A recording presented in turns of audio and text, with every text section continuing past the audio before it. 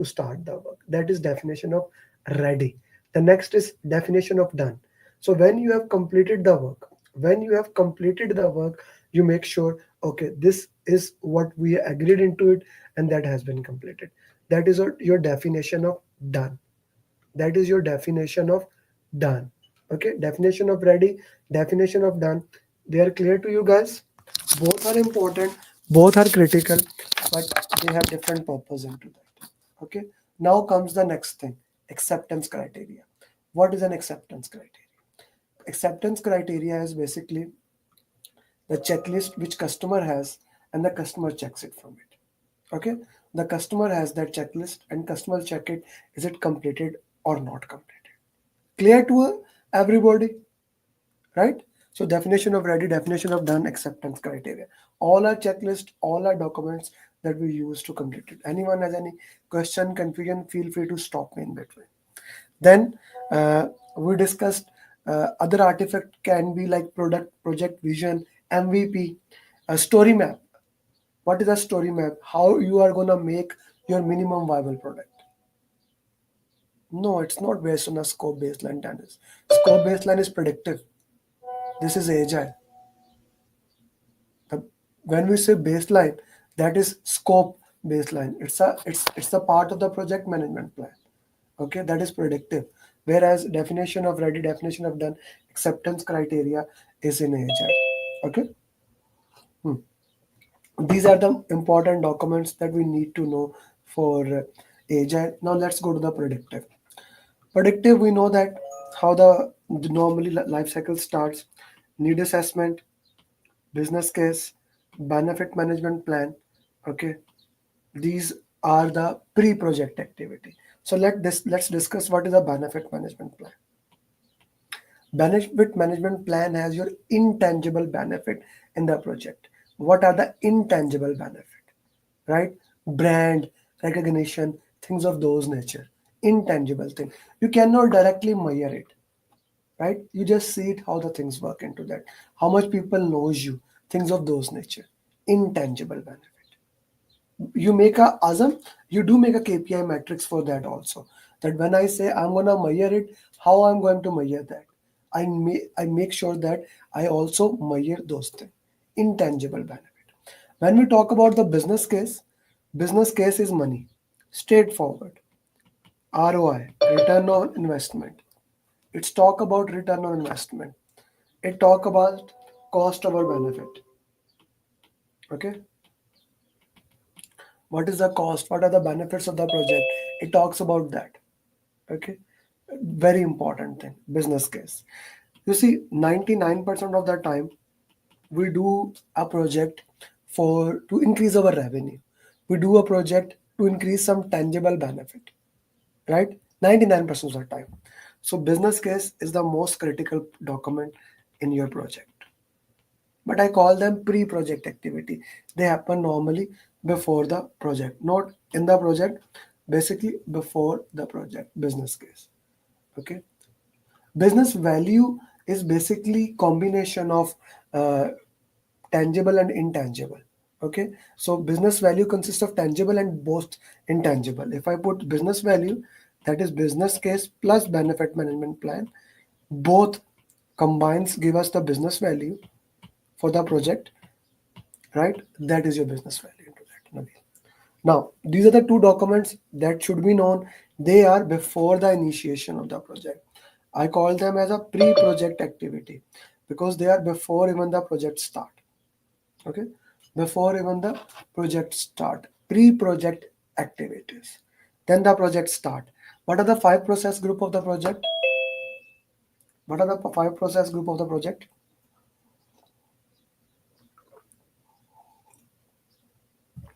Do we measure best project? Yes, that is NPV, IRR, ROI. All these things are the part of the business case, and we put this in the part of the business case thing. Okay, initiation, planning, execution, monitoring and control, and closing. And also put what happens in initiation, planning, execution, monitoring and control, and closing if you can.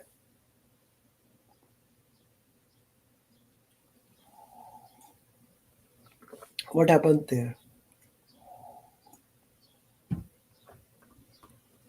When we talk about initiation, planning, execution, monitoring and control, and closing, initiation has three things: project charter, which start the project; assumption log, we will discuss them; stakeholder register, okay, then planning. Today we will go through process group wise. Whenever we study through knowledge areas, right? We study stakeholder communication, team, risk, right? We do that way. We have done that in the class, but now we are gonna do in different way: initiation, planning, execution, monitoring and control, and closing. Clear to everybody? Okay, we'll go through those documents and see how those documents basically help. So by the way, you already have those documents. Just to let you know, all of you who are my all of you already have those documents with you in the Google sheet. If you don't know how I'm accessing those sheets, okay, the template that I'm going to show you now, these are the templates in your Google sheets. Okay, initiation, planning, execution, monitoring and control, and closing, all these templates.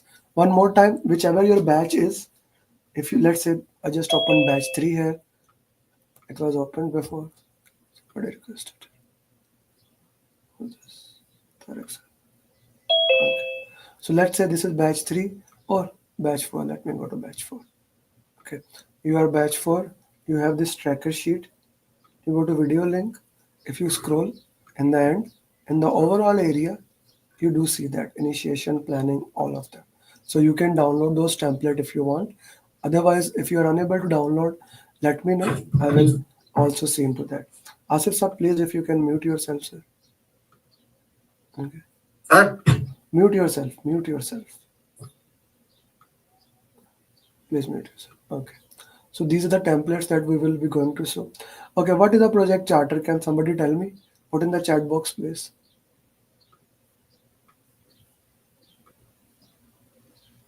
Okay. So going back to that, initiation, planning, execution, we were discussing that in initiation, we have three documents, right? In initiation, we have three documents: project charter, assumption log, and stakeholder register. Let's discuss them one by one now. Okay. Now, the most simplest one or the first one is project charter. Project charter is a high level document that talks about what is the title of the project, who is the sponsor, one person sponsor, who is the project manager, why we are even doing the project, what is the description, what are the key requirements, high level requirements, high level risk of the project, what is the scope of the project at a high level, what is the cost of the project, right? What is the, like, maybe other parameters if you want to measure key milestones are significant points in the project. We discuss about what are the key milestones in the project we need to measure and what things are there into that. Okay, estimated budget, who are the key stakeholder here. So this is an interesting thing here. Key stakeholders are already identified and mentioned here in the project charter, which means if there is something, we should discuss with the stakeholders about their roles and responsibility. Okay, then who can make authority about it? Like, this will actually give you, are you working in a functional organizational, which organization you are working, right? Then the approval, who is going to sign? Normally it is signed by governance board members or minimum sponsor and the project manager. Project manager must sign the charter even he comes later on in the organization, because he has accepted that I'm going to do it. Rashisa, does that make sense to you? I can see you are enjoying the drive, but does that make sense to you, sir? That he must be signed, he must have signed the charter. Even if he comes later on, he need to sign it to make sure that thing. Okay, this is your project charter. Any question on the project charter? Anyone, any question on the project charter? Feel free to ask. Hmm. Then next documents in initiation is assumption and constraint log. Assumption is anything we assume that this may or may not happen, just like risk. But assumption is always considered negative. Okay, if this happen, this can damage in the project. we have to basically make few assumptions for the project. If we don't do the assumptions, we cannot move. For example, I planned this class, I made that assumption you will join the class. Yes or no? If nobody showed, whom I will be teaching? By the way, I had classes, I had only one student, I did taught, but let's say if nobody joined, okay, so whom I will be teaching there? That was an assumption, na, that you will join the class, right? You will join the class. So assumption, we put it in the assumption log. We define who will be handling it. Dennis will handle it. Muhammad Asif will handle it. Who will be handling that assumption? Then when to review that? What are the actions to handle? Status and of course the commit. That's an assumption. Then the second part is constraint. Constraint is anything that limits your project, that limits your project, that limits you. Scope is a constraint. Like if we talk about scope, schedule, cost, they are called as triple constraints of the project. Triple constraints of the project. Okay, but quality is a constraint, risk is a constraint, procurement is a constraint. All these are constraints in the project. Okay. Mavish is saying we also define the roles and responsibility. Yeah, kickoff meeting normally, Mavish, happen once the project management plan is ready. Once the project management plan is ready, then the kickoff meeting happens, sister. Okay, the charter is basically when you get the charter, one of your responsibilities to share with the key stakeholder so that they don't go on vacations or they are not aware about that. Okay, are we cleared about assumption and constraint log? All 40 people, I need to put yes or no in the chat box. If you have any question, please ask.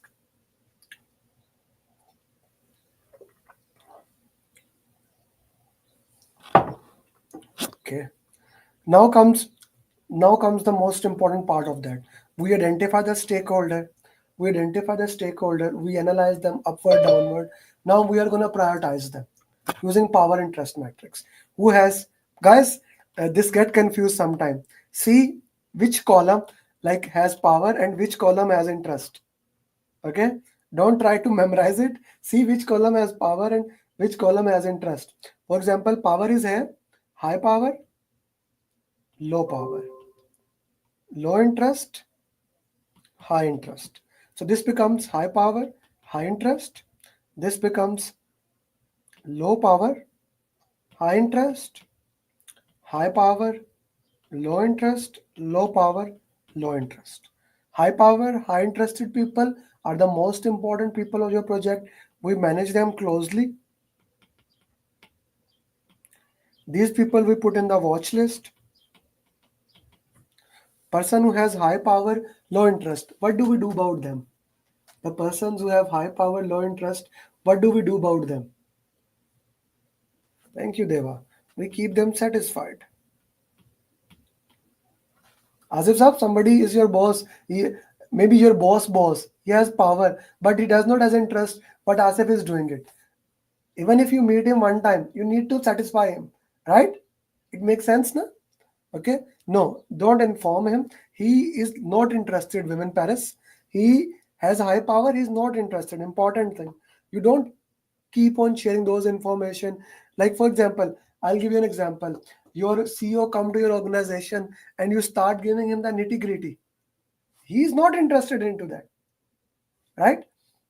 Those people, they have low power, high interest. Keep them informed. Women, keep them informed. Okay, high power, this graph, we have seen in many in previous coaching call that you students are receiving direct question about this graph. Okay, direct question about this graph is clear to everybody.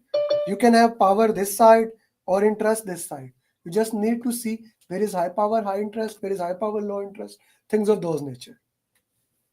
Ji, ji, bilkul, it is motivated. Everyone is clear into that, Nabil? Put in the chat box, guys. I need to be more interactive here. Yeah, Dennis. Okay, okay. Let's go to the next thing. Now, one of the most important document in our project is stakeholder register. Stakeholder is anyone who has a stake in the project. So we need to manage them closely. The purpose of this prioritization matrix, this is power interest. matrix, this prioritization matrix is to identify the priority of the stakeholders. Now, once we have the priority of the stakeholders, we need to see how we can engage them. For them, we need to document them.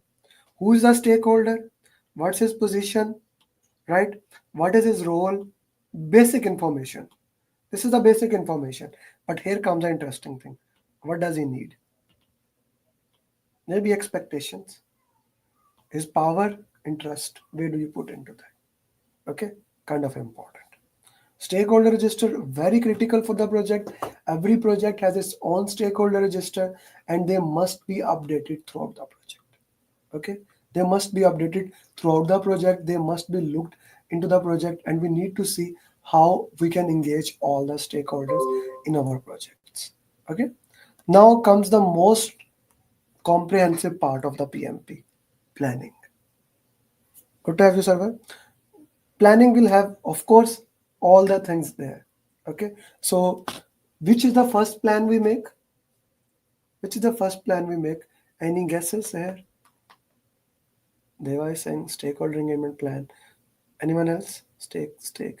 Arundeep, project management plan is made in the end. Drishti, it's made in the end. It's because it's a combination of all the plans. Na? How can you get it approved? Stakeholder engagement plan is the first thing. You identify the stakeholder, you make the stakeholder register, and now you make a stakeholder engagement plan. Okay, now you make a stakeholder engagement plan. Okay, so let's go with the stakeholder engagement plan. So a very important thing that we have in the stakeholder engagement plan is the stakeholder engagement matrix. Is the server sub project scope statement is basically the scope of the project. It's a detailed scope of the project. You make it once you have uh, collected the requirements using requirement management plan. Put it in the requirement traceability, that is done. Requirement documentation, that is done. Then you make the scope management plan. Then you get the project scope statement. Risk register is done very late after the risk management plan. Stakeholder engagement plan is the first plan we make. Stakeholder engagement plan, the first plan we make. So once you have made the stakeholder engagement plan, once you make the stakeholder register, which has who is the stakeholder, what is their purpose. Okay, now we go and make stakeholder engagement plan. It will talk about the who's the stakeholder, what is his current engagement level, what is his current engagement level, is he unaware about you, is he resistant about you, or is he neutral about you, and then what do you desire, what do you desire, do you mean what does a project desire. Maybe someone is unaware of you, you want him to be neutral. Someone is resistant to you, you want him to be supportive. Someone is neutral, you want him to stay there. Whatever is needed in the project, we put it into the stakeholder engagement plan. Okay, we put in the stakeholder engagement plan and we put the strategies that will be required to engage these stakeholders.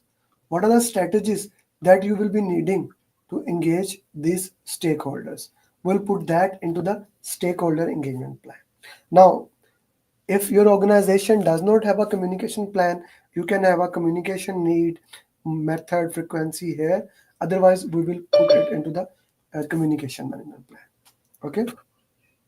So stakeholder engagement plan have this thing, stakeholder engagement matrix, then approach, or I like to say is strategies that are required to engage the stakeholder.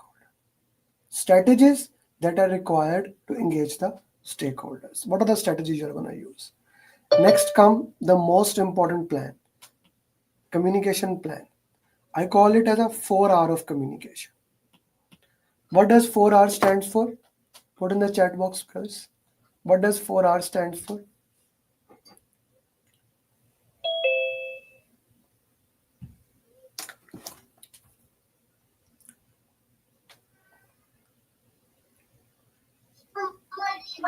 Farooq, mute yourself, please, kindly. What does 4 hours stands for? Right information, right information, right time, Right method, right people, having that information, providing the information that is needed according to the project requirement. Right information at right time to right people to have right impact. That is your 4R of communication. Who is the stakeholder? Who is he? What information he needs? How I'm gonna give him the information? When he needs the information? Guys, this is two things: timing or frequency. Right? Timing is when he needs. Frequency, how many times? How many times? Who's gonna send that information? Now, if your project has some confidential information, that should be mentioned. Assumptions, very important thing. In assumption, we need to assume the cultural and political awareness part. How you are gonna assume, right? What are the cultural things I need to understand? What are the political things I need to know? For example, constraint. When I am talking now in the session, there are male and there is female with me session, different culture, different. Then I need to use the body language in a way that is not harsh to anyone. Does that make sense to everybody? No? I need to use that tone that is not harsh to everybody. Okay, that delivers the message and that is not harsh to everyone. That's a very important thing. How I'm gonna work into that, how I'm gonna make sure that right information is being shared with you, right? Right information is being shared with you along the way. Okay, communication management plan. Okay, grocery. Now, grocery is basically economy. Like, for example, I continuously write EF. What does EF stands for? What does OPA stand for? Then I put it PC. What does project charter stands for? Now you have studied with me. You know when I write these words, what does that mean? Okay, so that is acronymy, acronyms or glossary that we mentioned it in any book. They put at the end of that terms to explain what does that mean. Okay, so we have discussed stakeholder plan, communication plan. Anyone has any question, please feel free to ask. Please feel free to ask.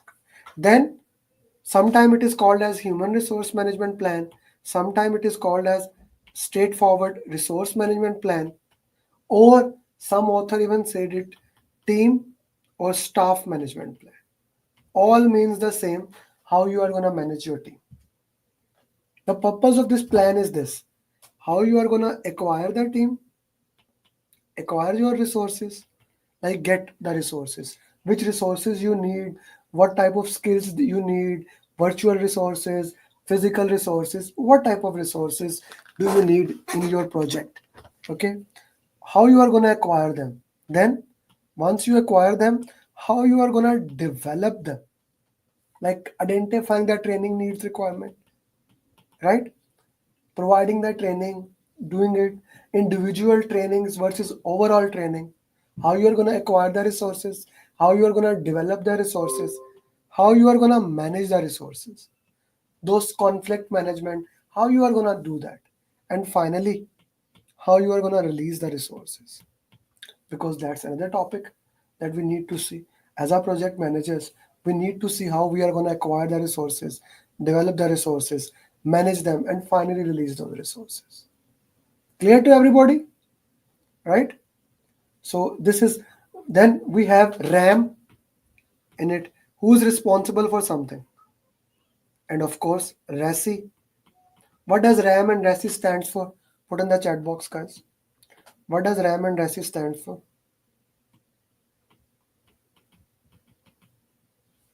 What does RAM and RASI stands for?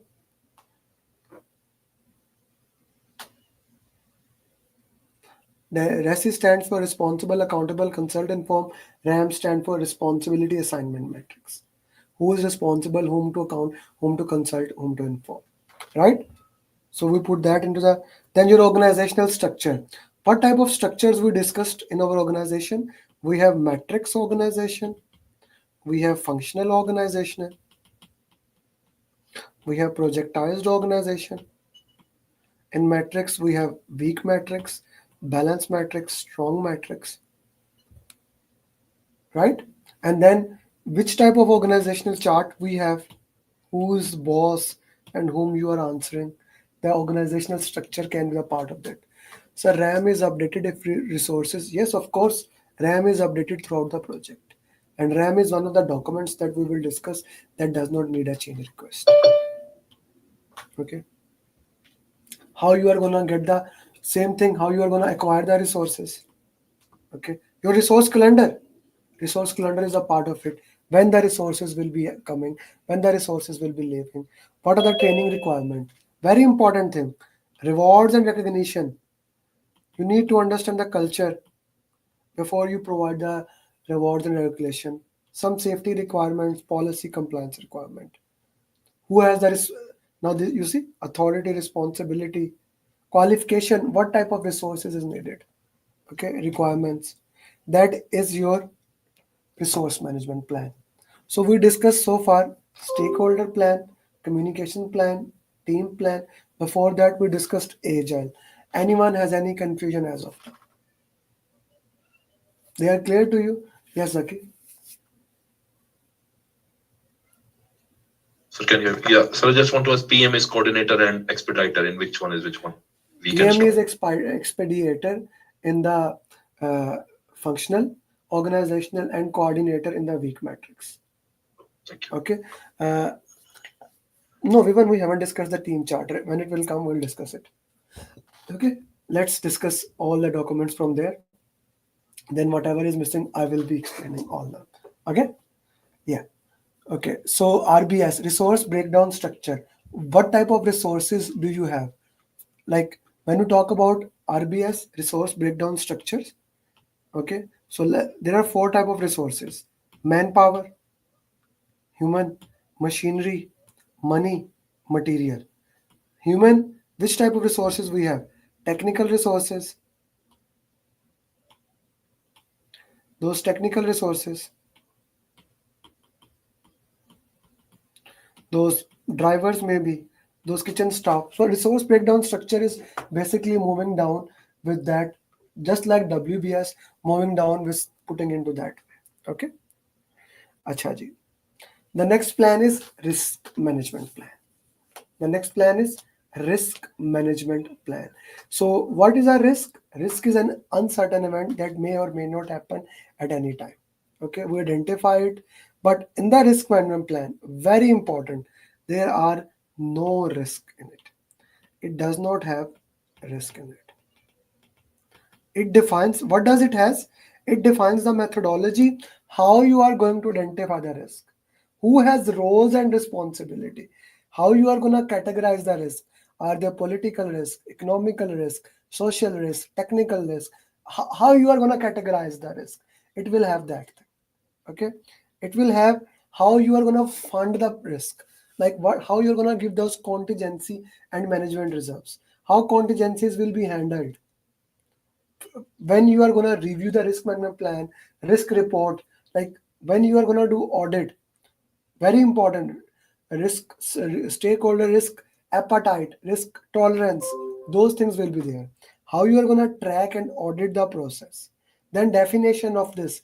This is what does very high mean? What does low mean? What does medium mean? This is defined in the risk management plan, which we are going to use later on in the qualitative risk assessment. It is defined in the risk management plan. Now comes the risk register. Risk register is a comprehensive one document which has all the risk. Organization may have the risk according to their requirement. Okay, so like for example, starting with this risk ID means the number of the risk, what risk statement, what actually risk is, what is the probability of that, and if that happen, will it impact scope, quality? It could have other impact also: scope, quality, schedule, cost, how it are gonna handle it. Okay, so when this should be here in one column: scope, quality, schedule, cost. Okay, it should be here. What is a risk score? Risk score mean probability into impact. When you multiply, what do you get? What are the response? How you are gonna handle it? Okay. So when you put the response, what is the revised probability and impact? Revised score. Okay. Who is responsible to handle it? What are the actions, status, comment? It could even have residual risk and secondary risk in it. Okay, whatever you need for that, it can be as a part of it. Clear to everybody? Risk management plan, risk register. Now, risk data sheet, that's normally not used in most of the project. It is basically used uh, as a, like you can say, in the organization, put it there. So if you identify any risk, you give it to that as a form of this data sheet. This become the part of risk report later on, overall risk into that. Next comes the quality management plan. Quality is what customer pays for. So what does quality management plan has? Quality management plan has what are the roles and responsibilities of the people who are going to handle the quality. Guys, notice one thing. All the plans have roles and responsibility. But in the exam, if there's a question, you want to see who is responsible for this thing, who is responsible for any pattern thing. What will be your answer? Put in the chat box.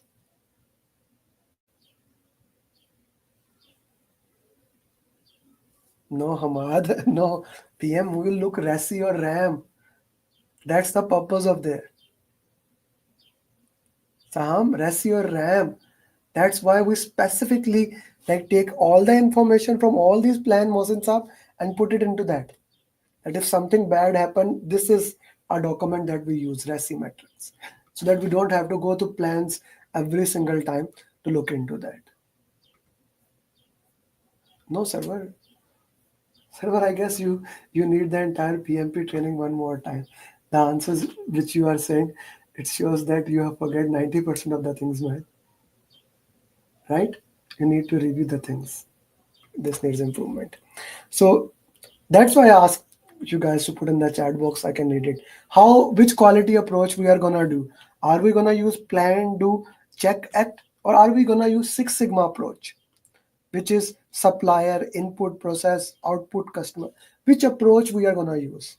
Okay, how we are gonna do quality assurance, quality control, how we are gonna do the entire quality things will be mentioned here. Which tools we can use? What are the tools of quality, guys? Can you put me in the chat box the name of the tools of quality? Or we can go one by one. Let's go with this. What is Pareto principle? Immediately put in the chat box, guys. Everyone, all 40 of you, please put in the chat box. What is Pareto principle? Please type 80-20, 80-20. It's a prioritization principle which shows the most important thing. Okay, let's go with that. Pareto principle, 20-80 principle, right? Prioritize. What does control chart means? Control chart.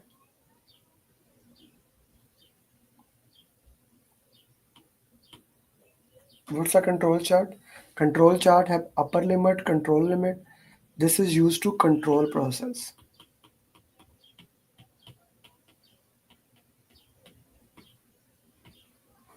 This is used to control the process.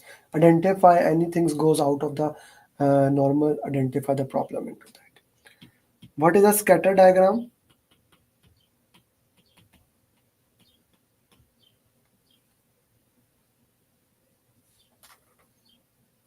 I can see your Rashid, your face.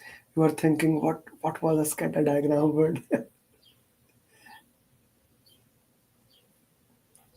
It identifies relationship between two variables. You can say regression analysis also, but the purpose is identify dependencies between two variables. What is fishbone diagram?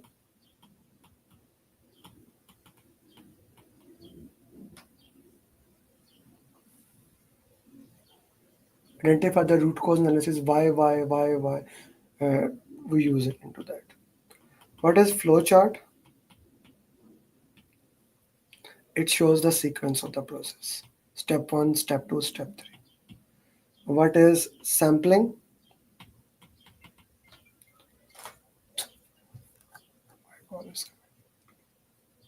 What is sampling?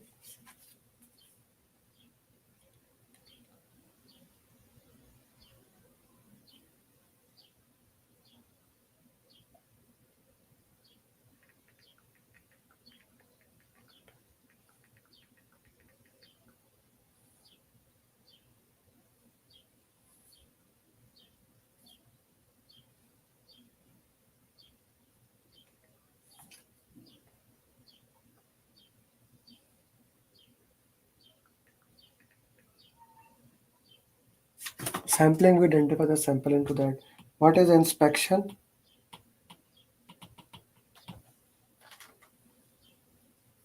Inspection,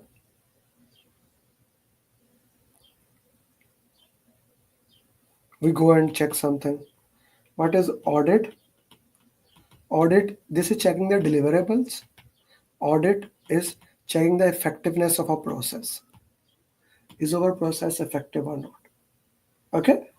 How do we check, are we following the plan or not? You can have quality audit, procurement audit, risk audit.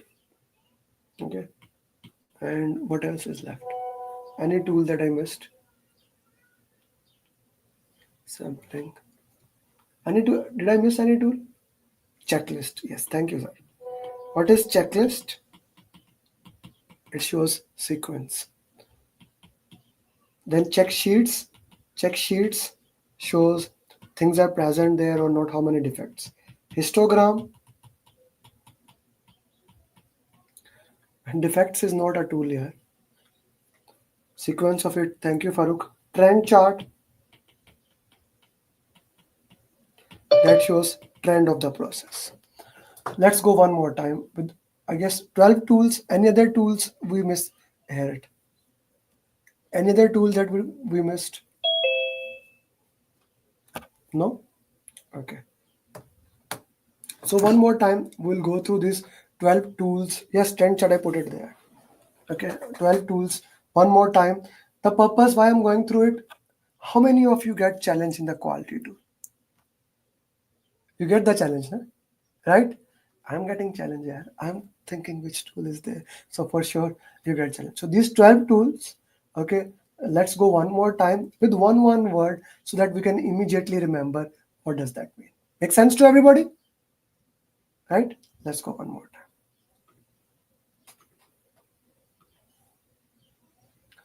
time. Okay. So Pareto principle is 80-20 principle. It is used for prioritization. It means what are the most important thing and how we looked into that.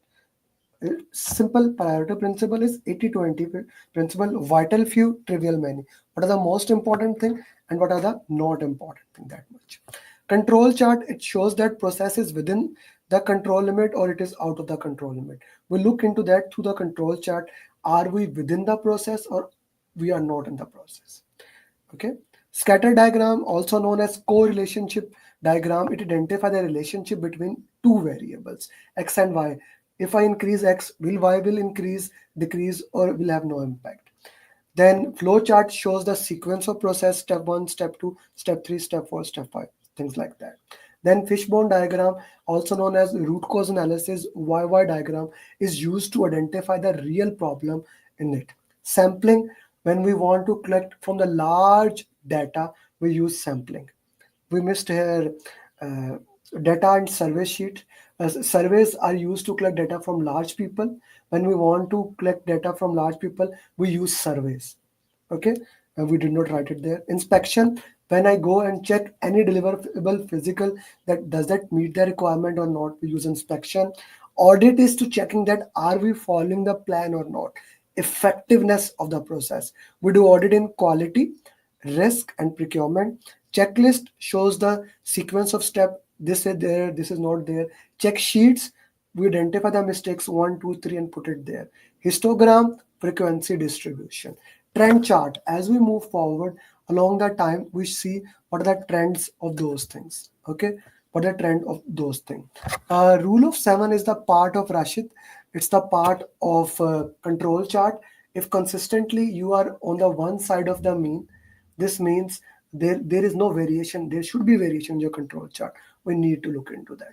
So these are the cool tools of quality. I hope you remember them. Okay, let's go back to our main thing. So quality we were discussing. Then after the quality, we have quality metrics. Quality metrics, also known as KPI metrics, key performance index metrics. Like what are the things that we are going to measure in our project? It is KPI metrics or key performance metrics that we use to that. Vignesh, you are at YouTube, come to Zoom. Okay. Quality metrics, KPI metrics that we are going to use into that. Okay. Then procurement management plan. Procurement management plan is going to talk about how the procurement will happen, who has the authority here. Now, Rashid, we have many conversation in the procurement topic. Here we are putting straightforward on the procurement authority. Who has the authority into that? Okay, how the procurement will be happening in the project, we are putting it. Then immediately responsibility. You see, department is there written. Got my point? For example, his responsibility is scope, schedule, cost, quality to control, but making sure the deliveries are on time, making sure to select the vendors, they are their responsibility. Then we have some standard procurement documents. Then we have contract type. What are the contract types, by the way, we have? Let's discuss those, some of them. What are the contract type we have? Put in the chat box. What are the contract type we have?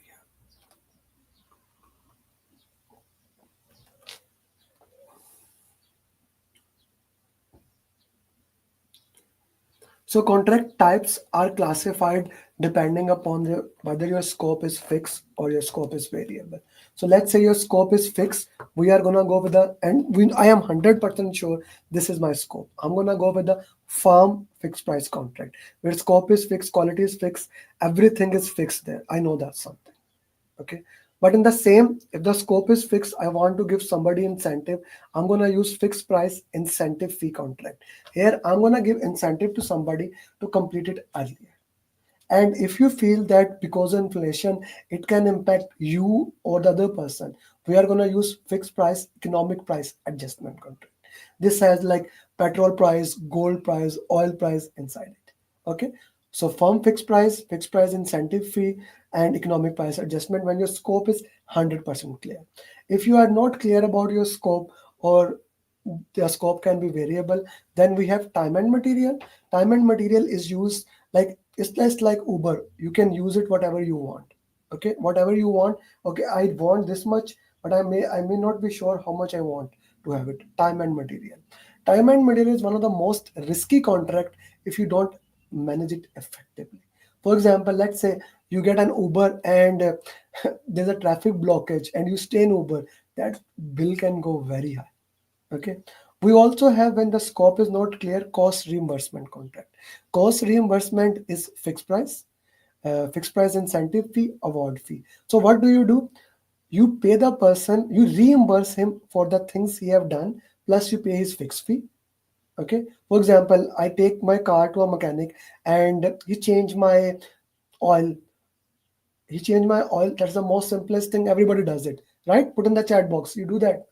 So he changed the oil, you pay him for the oil and his fixed fee. That is cost reimbursement fixed fee. But let's say you go to the mechanic shop and he's busy. So you say him, hey, can you do it? He said, I will do it after some time. But you are in hurry. You say, if you can do it right now, I'm gonna pay you fixed fee. That is a fee of his fee, the fee of the oil, you will reimburse him, and then you can give him some incentive fee. That is agreed. Okay, or if somebody did a good job, you can give him some award, just like a tip. Cost reimbursement, award fee. These are important contract. The same contracts are normally used in agile also. In predictive and agile, normally we use the same type of contract. We can use in agile cost per work package, cost per user stories, but normally these contracts are used in agile also. Okay, so I guess we are clear on the contract types. Then how we are going to do insurance source selection criteria. One thing, you never share it with the, like, I would say that if you get a question, what is the one thing you never share with the seller, is the source selection criteria. Source selection criteria is your thing. You don't want to share it with the seller. If you share it with the seller is going to show you only those things. Okay, source selection criteria. Then the assumptions and constraints we have, like how it is linked into that. Normally procurement management plan is made after scope, schedule, cost, baseline. Because once our scope is clear, then I know what I can do in house, what I can do outside. Okay, so it is made after that. Okay, so we identified in it already, risks are identified, WBS integration, how we are going to measure the performance, it is mentioned into it. Okay, ji Shubham. Yes, Shubham. Sir, just one question. When it is source collection criteria, you are saying we should not share. But like when we do tenders with government and all, they show that what are their criteria, like whether their price or some in-country value or this kind of things they share that on the basis of this the That's a very tenders are good. going to be That's a evaluated. very good question. There is one thing that is called requirement. Okay, these are the things that must be present. These are the things that must be present. That's our requirement. We do it. When we say source selection criteria is my internal classification, how I'm gonna choose this. For example, last night I went to have a chicken zinger. Now I did not go to the KFC or I did not go to other. There was a other shop. I went there. Why? It was an halal shop. That was my source selection criteria. Right now, I want to eat. Everybody has their own source selection criteria. You can put into that. This is the price. This is the upper price. This is the time. This is the cost. All those things are the part of procurement statement of work. Okay, but how I'm gonna classify it, I'm not gonna share with them. I hope that. Please also identify risk on all. Like like you mean the weightage they You will can not say share for you the criteria. yes, you can say that. You can say that weightage also. Time and material is the most risky contract. As I mentioned, time and material is the most risky contract. I'm talking about for buyer. I'm a buyer. For me, time and material is the most risky contract. Let's end this for all, because whenever you solve question, you get confused. Then there are cost reimbursement contract and firm fixed price has the minimum risk on us. Okay, so let's go forward. So now requirement management plan.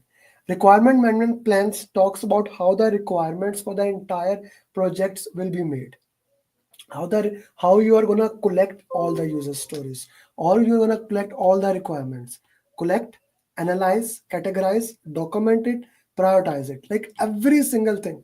How you're gonna collect the requirement, analyze them, categorize them, document them, prioritize them.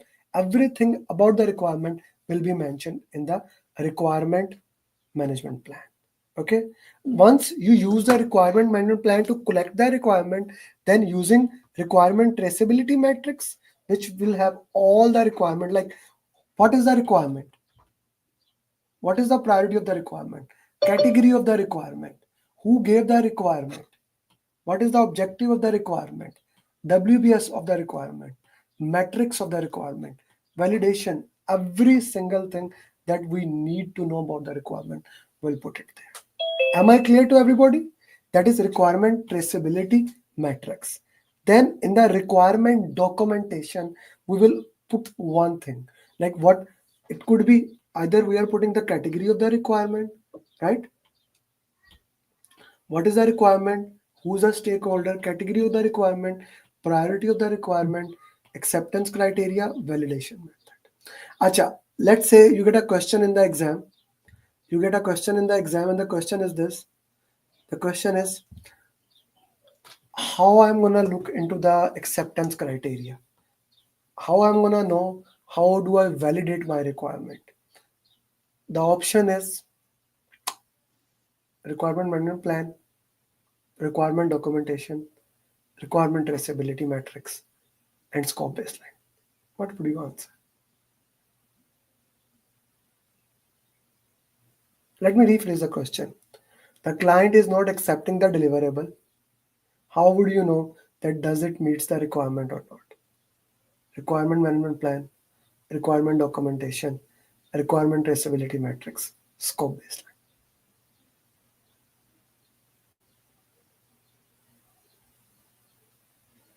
Only 4 people have given the answer.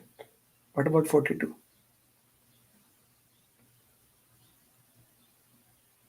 Hmm.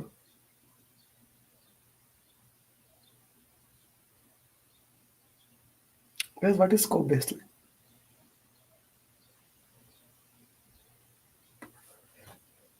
What is scope baseline? By the way, I have a weak memory, I forget. So, what is scope baseline?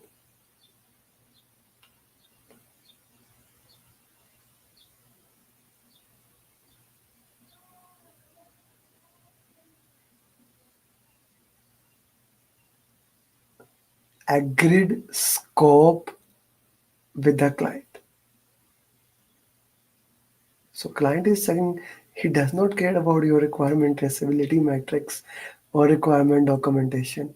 Scope baseline is the agreed scope of the project. That was a trick question. I showed you two documents and asked a different question, and you got Danis, Mavish, and everybody else. Whether scope baseline is the agreed scope of the project. Okay? Yes, Danis.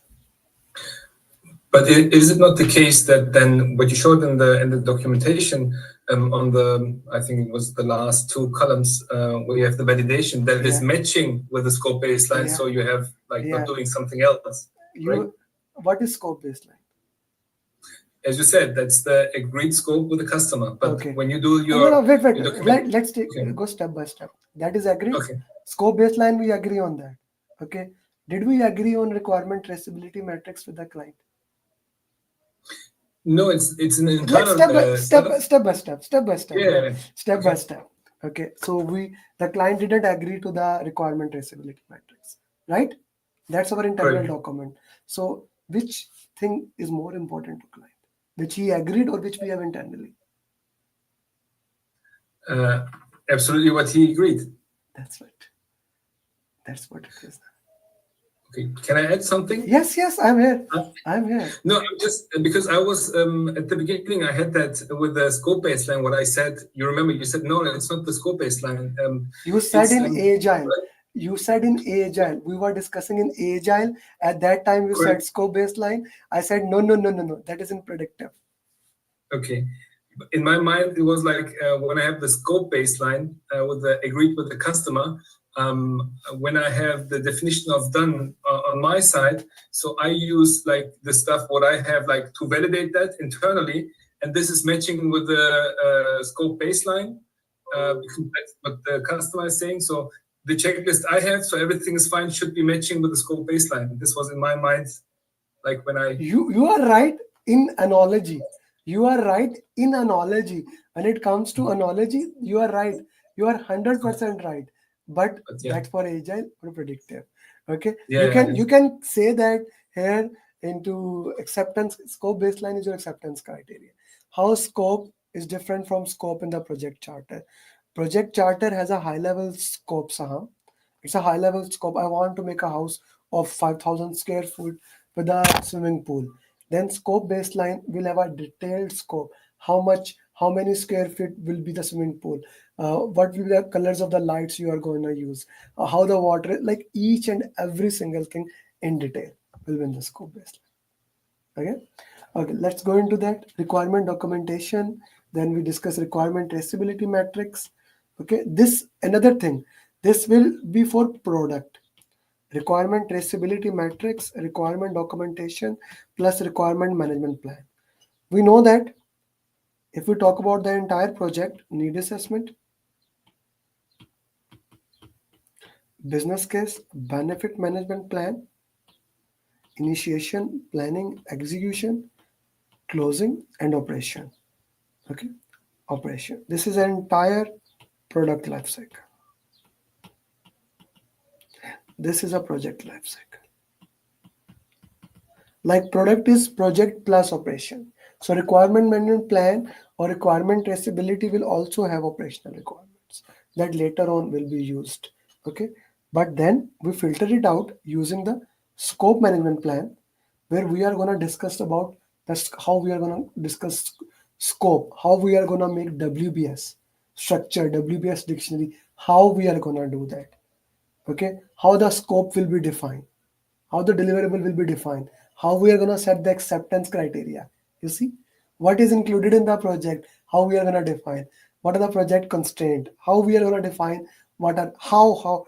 Please note, all the plans talk about how. Okay, all planning, the entire planning process group means how we are going to do something. Okay, so scope baseline, how the scope baseline will be measured, how the scope changes, interestingly, how the changes will happen in the project, deliverable acceptance, scope and requirement integration, everything will be there. Okay, so once we have that, Then we make WBS, work breakdown structure, dividing the entire project into smaller things. The lowest thing is called work package. Okay. The big one is control account, then major deliverable. Then we discuss WBS dictionary. Every work package, this thing will be linked into the WBS dictionary. What does 1.3.2.2.2 means? Okay, the dictionary will define, okay, this means this activity, these many resources are needed for that. Just look at the how explanation is there. The name of the work package, what does it describe, how it is, which code of account it is linked to, what assumptions I have, does it have any milestone in it, what are the due dates, what are the activity I need to do for this, what are the resources I need, any hours, rate, labor, like such a detail, and this goes, and this becomes the part of scope baseline. What is your scope baseline itself? The scope baseline is combination of project scope statement, detailed scope of the project, WBS, and WBS dictionary. That is your scope baseline. Crazy how much. Yes. Then you make a schedule management plan. Like schedule management plan will define, are you gonna go with predictive or are you gonna do with agile? How you are gonna do? What tools you are gonna use? How much accuracy you are gonna have? Your threshold? How you are gonna do reporting? Right? It define your sequencing, finish to start, which one you are gonna do. How you are gonna estimate the resources. Let's talk about the estimation techniques. So how many estimation techniques are there and what are they? Please put in the chat box. What are the estimation techniques? Please put in the chat box. What are the estimation techniques?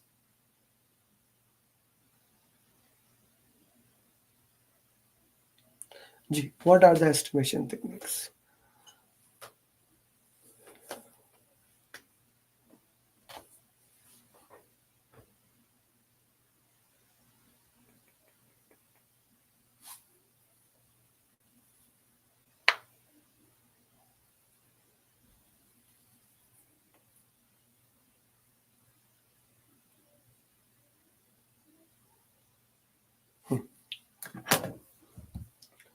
So let me share it in my wording one time.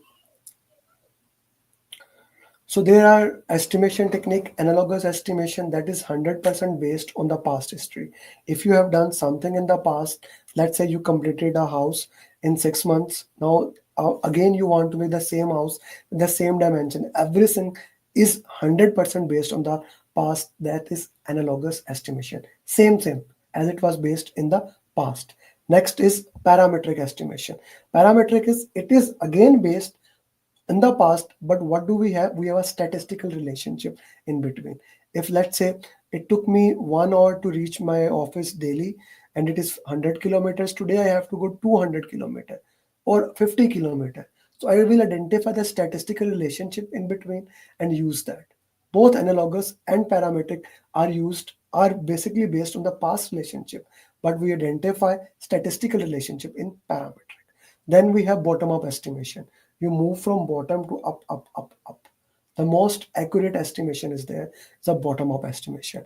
You can only do bottom-up estimation when you have extreme detail about every single thing. Okay. Then we have 3-point estimation. That is optimistic, pessimistic, most likely. You take the average of them, optimistic, pessimistic, most likely divided by 3, or optimistic plus 4, most likely, plus pessimistic divided by 6. That is PERT analysis. All techniques are useful. But the most important thing to understand here is that if the exam says you are doing a top-down estimation or a high-level estimation, which estimation we do? Put in the chat box. Analogous estimation. If the exam says there's a statistical relationship, which one we use? Put in the comment. Parametric estimation. If the exam says we want a detailed and accurate, now which is the one? Bottom-up estimation. And if we want to use like for Monte Carlo analysis, or if we want to have a multiple points, then it will be 3-point estimation. Another question. In the exam, there are 2 formulas for 3-point estimation. In the exam, if it is not mentioned, which formula you will use? Exam does not mention which formula you will use. Will you use optimistic, pessimistic, most likely divided by 3, like average, or optimistic plus 4 most likely plus pessimistic divided by 6? That is beta estimation. Now, that's an important question. Which one will you use? Yes, we will use beta estimation. Thank you, guys. Okay, let's move forward.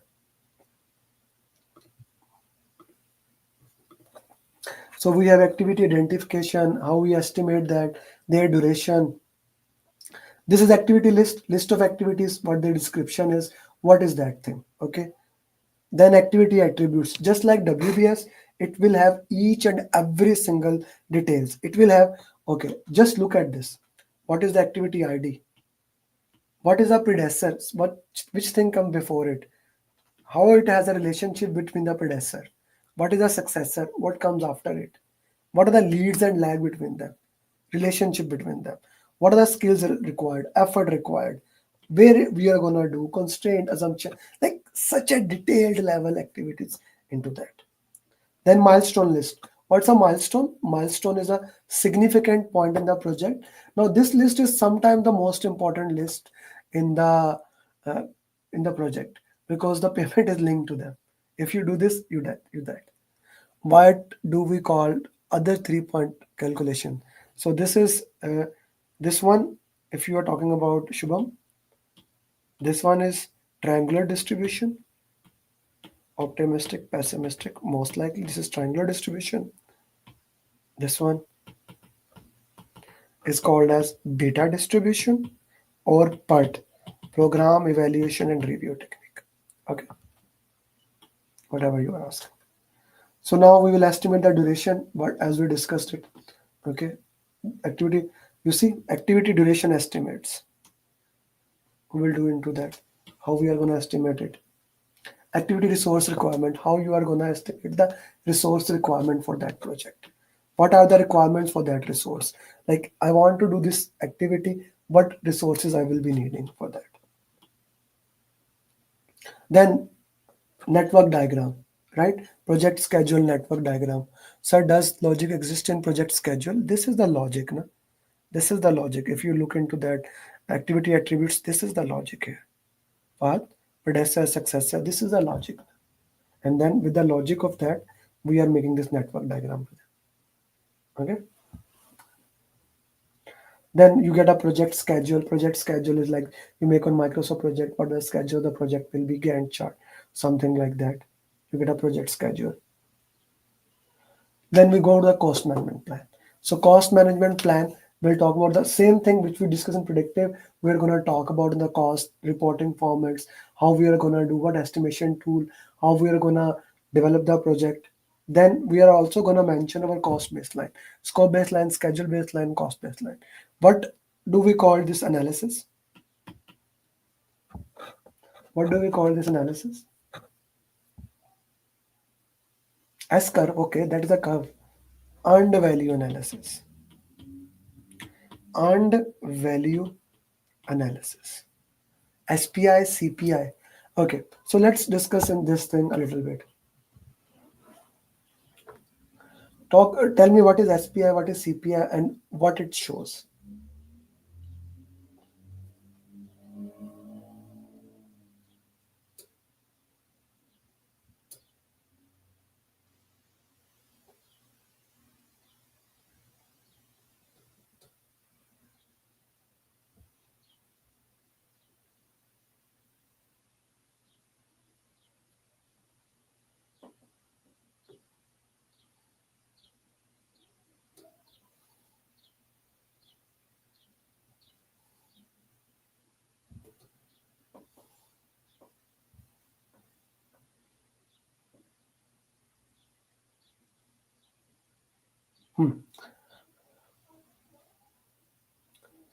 So when do we talk about schedule performance index and cost performance index? These are used in earned value analysis when we want to measure how we are doing schedule wise or cost wise. Schedule performance index can also be known as schedule variance. It should be more than 1. If it is schedule performance index, earned value divided by planned value. If it is more than 1, you are ahead of schedule. Less than 1, you are behind schedule. Okay, similarly, if it's negative, you are behind schedule. Positive, ahead of schedule. Equal to 0, on schedule. We also have cost performance index, CPI. It is earned value divided by actual cost. Greater than 1 is a good thing, less than 1, bad thing. Equal to 1, we are on the budget. And we can also use cost variance, earned value minus actual cost, 0 on budget minus over budget, positive within the budget. Okay, then we have budget at completion, that's the entire cost baseline. We may have to calculate the new budget, that is estimate at completion, EAC. EAC, the formula of EAC, put in the chat box. EAC is equal to budget at completion divided by CPI, cost performance index divided. We can also use another formula that is very rare, but it is there. To complete performance index. To complete performance index is basically what the management use. Management says, can we even complete the work within that much budget? So to complete performance index is work remaining divided by fund remaining. Put in the comment box that if TCPI is less than 1, is it a good thing or a bad thing?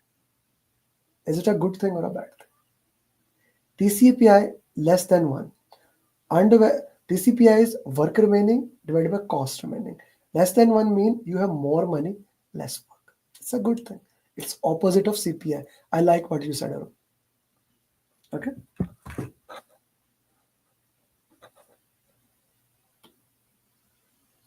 Okay, then finally, once you have all the plans, you combine them into one plan. You define what your project life cycle would be. What are the key deliverables here? Okay, you integrate them into scope, schedule, cost. All the plans are done.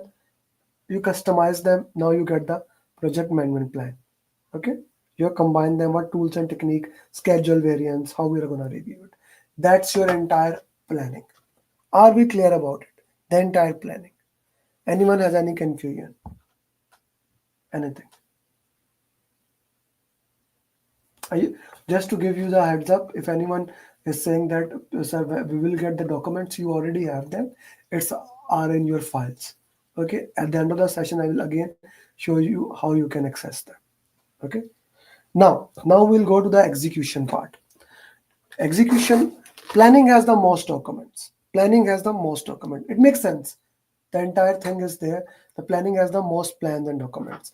Now, when we talk about in execution, the most important thing is your team charter. Somebody talked about the team charter. So here you get team charter.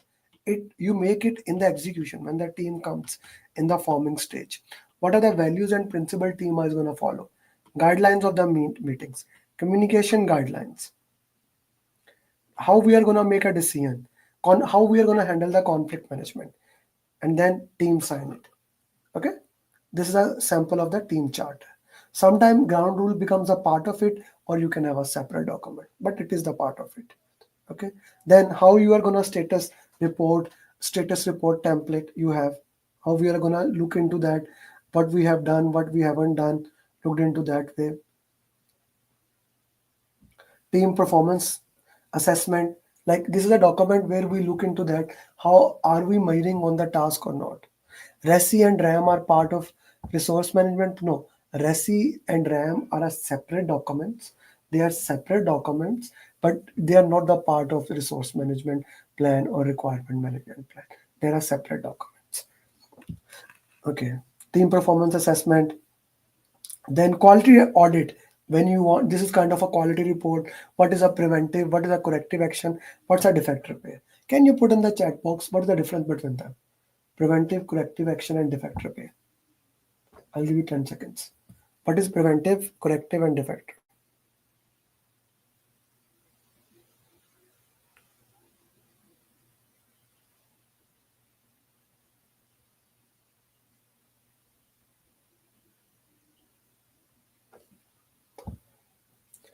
What is preventive action, corrective action? So preventive action is something you identify the problem even before the problem happens. You identify it, immediately change the plan, improve it. Corrective action is basically you identify the problem has happened, but still you can get back to the plan. You can get back to the plan, you immediately handled it. Defect repair, now the problem has happened. Now it has become an issue. The problem has happened, the plan is changed. You need to update the plan, you need to change it. So that is your defect repair. Let me give you an example. Let's say if you have a car, you daily check your car for the tire pressure, things of those nature, right? That's a preventive action. We do preventive maintenance to make sure things are running smoothly. Okay, that's preventive action. Corrective action is basically like that. Okay, you see, you check your tire. Now your tire pressure is low. You immediately go to the mechanic, and now the mechanic fills it. Your tire is back to the work. You can go to your job. Defect repair is that your tire is punctured now. I hope that makes sense to you. Preventive action, corrective action, defect repair. Okay, then we do the quality audit, issue log. One of the most important document in execution. Any problem that occur, we identify it, we handled what the issue is, how it is going to impact the project objective, what is the urgency, who is responsible, when we have to handle it, status date and comments. Then decision log, how we are going to take the decisions. Change request, very important document. Who can request the change? Any person. You see here, when we say that here a person has formally requested the change, his name is there. Okay, we are what change is asking, why do you want the change, what is the justification of the changes. Okay, then the entire impact is happening, then the project manager does the impact on it. Okay, the project manager, how it will impact the scope and type, etc, etc. This entire change, this goes to the change control board. Now here, if the change control board approve it or deny it, it goes there. A very important thing is there. When the change goes to change control board, the change goes to change control board, it must be already written into that. Impact must have been done. Bilal Masood, this is already with you. This is in the Google sheet. I'll show you at the end. Yes, Shubham. One question I asked actually a couple of days back on WhatsApp also, that whenever this change is required, so first do we do the analysis or we raise the change request? We raise the change request. We raise the change. Because I have seen questions where there is a contradicting very rare situations. scenario. There's a very rare scenario, and there are two questions where in that case you have to do impact analysis. For example, somebody did something without even asking, okay, or that is immediate to do it. As a general rule, 90% of the time you first raise the change request, then do the impact analysis. Only 10% of the time we do otherwise. That's a very rare scenario into that. Okay. Acha ji. Okay. But like in the document you are showing, so here it is saying that once we do fill it all the documents and then we raise it, send it to the change control board for signature and approval. Okay. So, Here, look here. So the change request, the person who raised the change request, it is till here. This is a Okay. change request has been raised. Now this part, project manager is doing. He is doing the impact analysis on scope, schedule, cost, all the thing. He does the impact analysis. After the impact analysis and the reason of it, okay, he gave it to the change control board. Now this is what the change control board is doing. This page, okay, they are approving it or rejecting it. I hope that makes sense.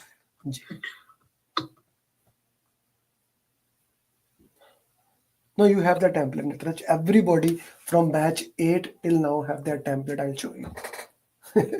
I'll show you. I have given it to you. I'll show you. Even if you don't have, I'll give it to you.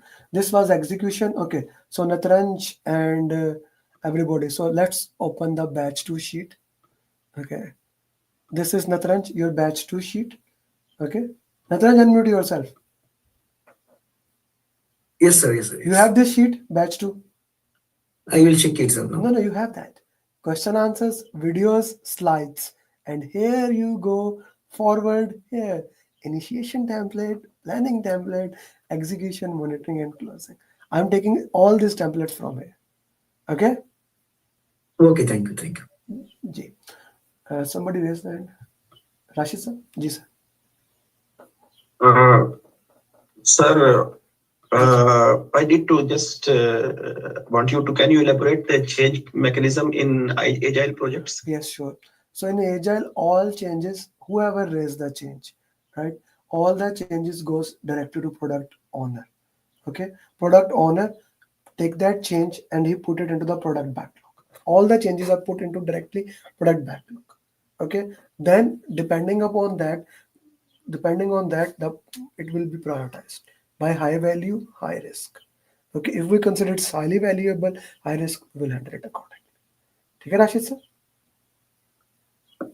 Sir, actually, I saw many questions in that. I was confused in that. Sometimes he is asking correct option is to go to the change control board. It's a hybrid. I was very confused it why must be we a- in hybrid in agile. In a high project is hybrid, but the portion we are doing is agile portion, Okay. like iteration, Okay. and there's Okay. something request customer want urgent change. So Okay. we put option that it is go to change control board. That's a very good question. Unless stated that in the first line you are working in an agile project, unless stated that you are working in an agile project, you will consider all the project as hybrid project, which means for all the changes you have to go to change control. Okay, sir? For all the changes you have to go to change control. Even in iteration side also we need to go. It depends on the question. If you can bring on the question, we can review that question again.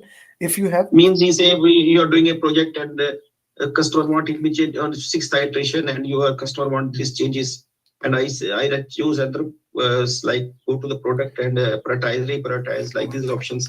He say no, go to change control I board. can look into But that I question. think his project is hybrid, but the section phase we are doing is No. If you think Rashid Saab, if you think that project is hybrid, then go for change control board, sir. If you think, if you are 100% sure it's agile, then don't go to change control. Okay? Okay. Yes. Prioritization is done. No, prioritization is done by customer and the product owner. It's responsibility, Shubham, or product owner. Who approves the change request in agile? Product owner. Okay. So then we go to monitoring and control. In monitoring and control, we have to do reporting. This is kind of the reporting we have. Like what is a variance? We discuss SPI, CPI, that comes here, right? How preventive action, corrective action, that comes here. Funds report. What do we call this report? This is a work performance report. You know that, na? Work performance data. What is the difference between work performance data, work performance information, and work performance report? What's the difference between?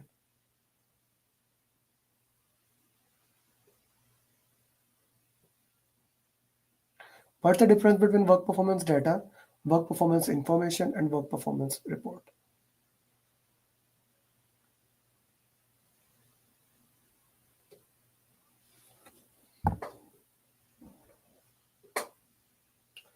So work performance data is the lowest form of the information or communication. You get it directly from the execution. Like scope department will tell you we have done this much. Schedule department will tell you this is the status of the deliverable. So you get that directly from the execution. Then that data goes to the entire teams. Every team, scope, schedule, cost, quality, procurement, risk, will take that data and compare it with their plan. They will compare it with this plan, and then they will generate their individual communication report, which we called as work performance information. This is better than data because they have compared it with their plan, but this is only about their own individual. Then all the work performance information goes to the project manager. He combines them into one, and we get work performance report, which then he will share to everybody according to communication management plan. So data, low level, information, level 1, and report is the best level. Okay, so this is work performance report for you. It is showing all the impact here, overall budget, accomplishment, etc., etc. Risk occur, earned value analysis, EV, which we discussed how it worked into that, variance analysis, acceptance form. This is what when the client says the client has accepted the deliverable. Okay, this is acceptance criteria, validation, sign off. We are getting sign off from the client. Okay, audit. If you want to do audit of risk, this we will use. This is the format. Audit is basically checking the effectiveness of process. Are we following the process or not? Where the audit is happening, which processes it is happening. Okay, contract status report. We want to check the contractor how they are doing it, and then finally the last one will be closing. Okay, the last one will be closing.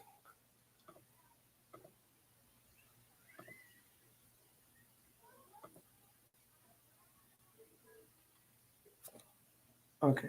So in closing, sometime we do the procurement audit for, we also do the procurement audit just to update the sellers, how the sellers are, what worked well, what worked bad, because it will go back to the lesson learned register and the procurement criteria. Once the audit is done, we do the contract closeout. Contracts can be closed accordingly, lesson learned registered.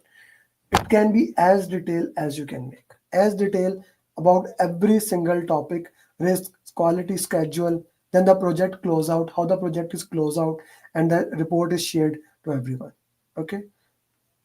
Then operational, how the team, it's your job as a project manager to make sure that they are ready for the project or not. You see, have planned projects, equivalent created, have planned, documented all the questions. Is the team ready for that or not? Is the team ready for that or not? These are all the processes in the form of initiation, planning, execution, monitoring and control, and closing. Now we will go through like one of the documents also in one page where we will go through all of these things. Anyone has any questions? Anyone? Okay, G Dennis. I have my question is you asked before the 3 point or the estimation types when it's not in the exam. My son just came in. What was the what do we use there? Is it the beta or the PERT estimation when it's not mentioned, or the standard one? I would call it. Depending on the requirement, what do we need? If the exam it You is know. not, if in exam if it is not mentioned, in exam it is not mentioned, you will use beta or part. Okay. Okay. Thank you. Sure. Okay. Now we will have like five. Let's take 10 minutes break. After the 10-minute break, we are gonna discuss this. This we have already discussed the entire thing, but we are gonna go through this thing. Okay.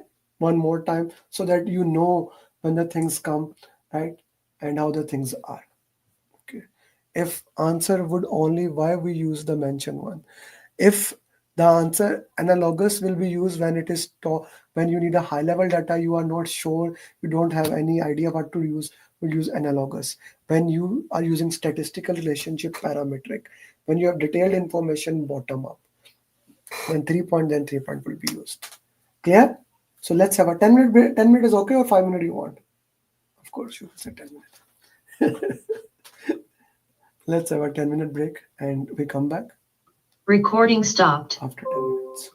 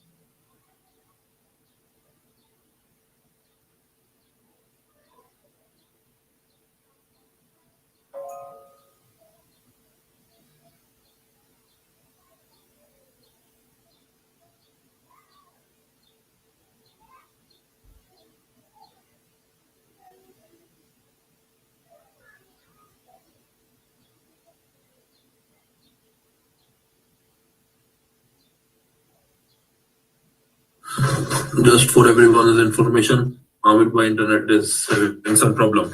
So let's wait for a few minutes.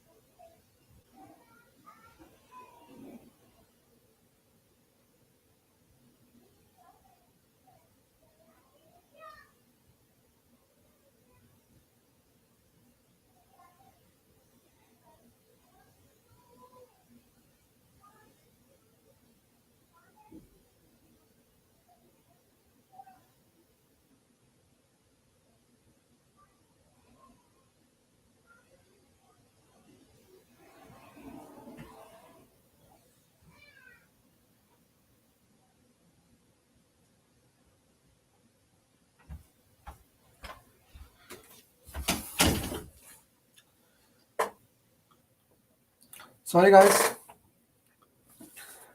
Okay. When you have holidays, kids can turn the button on and off.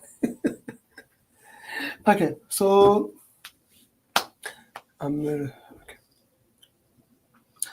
Everyone is here. Please put the message in the class. Dennis, your batch. Saki, Said, your batch. Everybody put in the message in your batches. In your batch, please. Recording in progress. So coming back to the point, let's discuss this thing. We will have a quick discussion on this and then we'll see if we can solve some questions. So I'm going to go through one by one and see have we discussed them or anyone is not clear. Okay, because they are kind of interesting. How can I do that? Okay, so scope management plan, we discussed, it defines the scope of the project, how the process will occur. Requirement management plan, schedule, cost, quality, resource, communication, risk, procurement, stakeholder. Change management plan talks about the changes in the project. Configuration management plan talks about the changes in the project. Scope baseline, schedule, cost. When we combine all these three baseline, we get a performance measurement baseline. Okay, project lifecycle description, it will define how you are gonna select which project lifecycle and which development approach you are going to use. Cycle wise, incremental, iterative, how we are going to do it. Okay, these 18 plans, are we good on them? Everybody, are we good on them?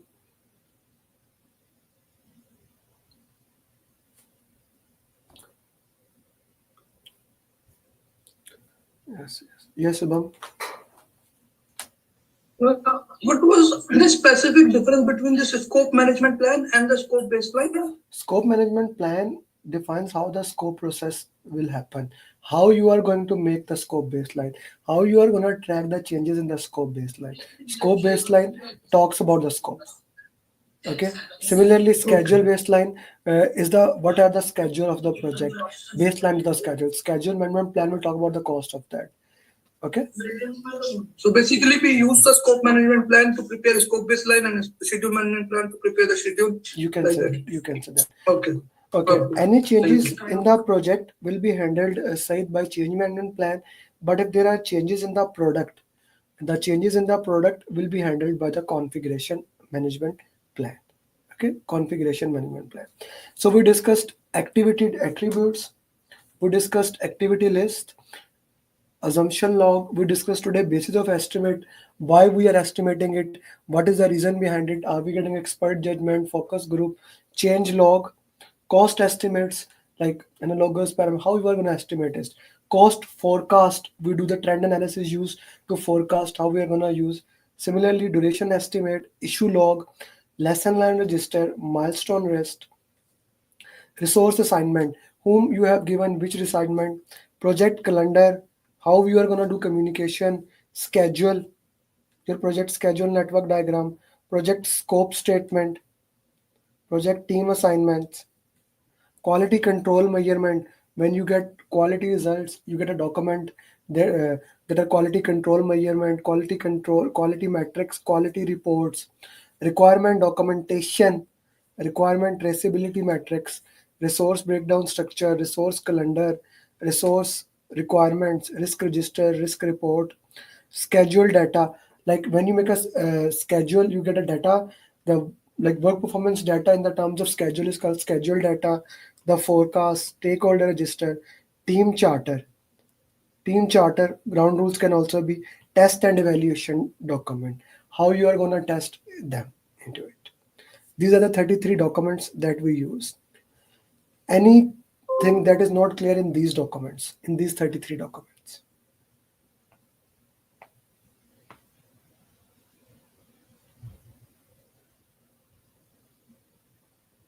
I'm going to send this picture to you guys also.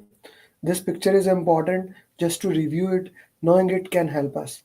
With these documents and then Agile, I guess there is no other documents that is quality matrix. If you can see quality matrix we made in planning, it's a KPI matrix, Zaki. It talks about what are the KPIs we need to measure into that. Requirement documentation versus requirement traceability. We discussed that, yeah. Said Khan, when we were discussing requirement traceability matrix has all the information from start to end, whereas requirement documentation classify as one thing or two. Yes, Dennis.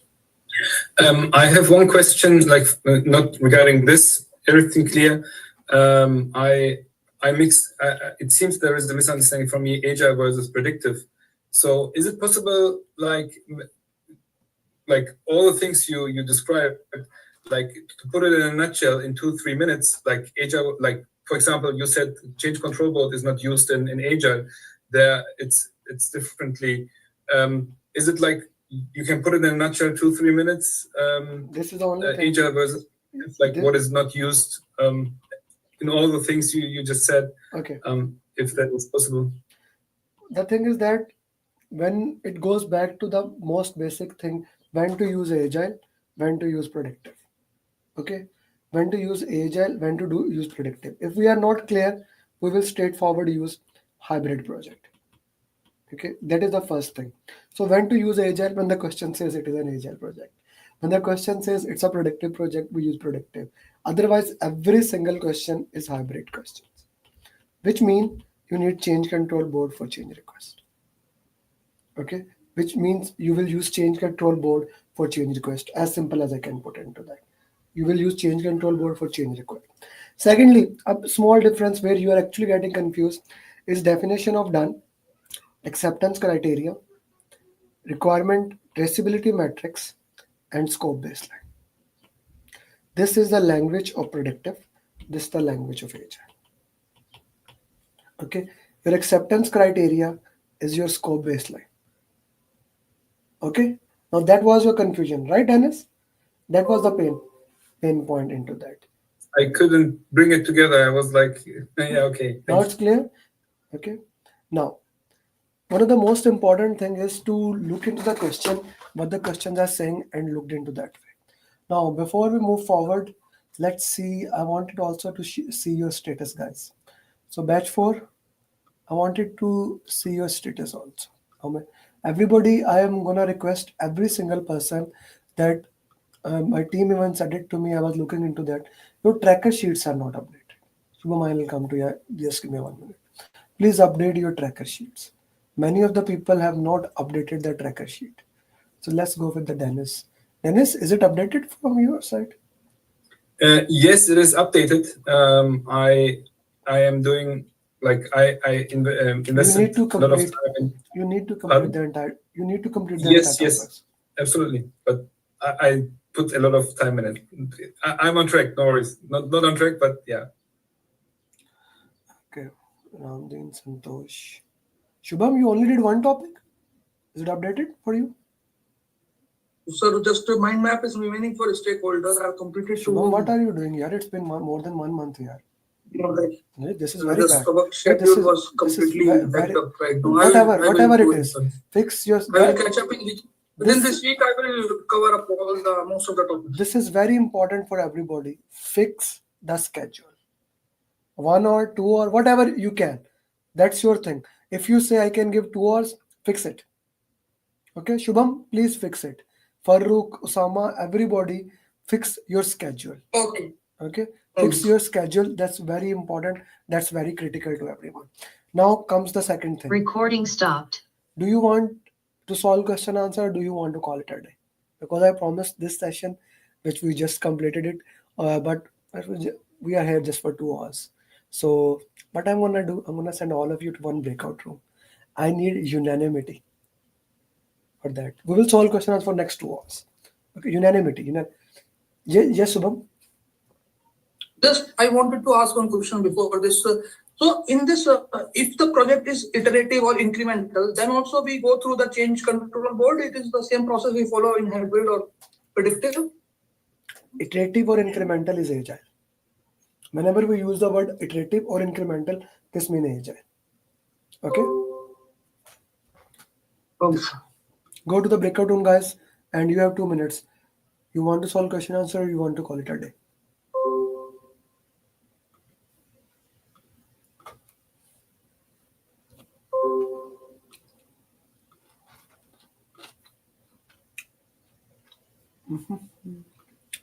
I would have not been able to clear the exam if Amir Ali would have not been there. I would have not been. I did not believe that I will be able to clear my PMP within a month. I don't know what to say actually, like I'm kind of like really And trembling. I got my results and I was above target in all 3 categories. Wow.